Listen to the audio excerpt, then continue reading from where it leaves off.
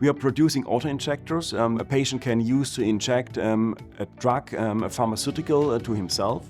In general, at SHL, we are seeing a huge growth. This is a good problem, but this means that we also need to ramp up our manufacturing. And in the old way, it was very clear that the paper-driven way is not the way for the future. We need to think about to make it more efficient and more digitalized.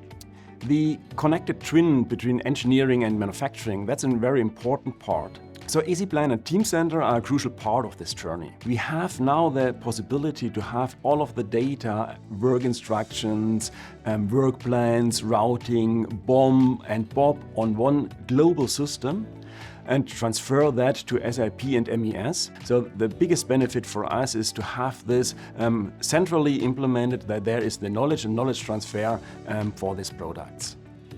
So the plant simulation technometrics is helping us to see, okay, how do we run our manufacturing? How do we streamline the workflow from incoming goods through leaving the finished good?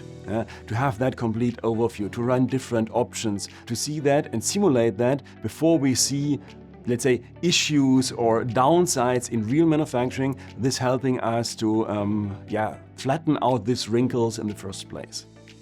Our partnership with Avasis is a very strong one. This is really a partnership on eye level.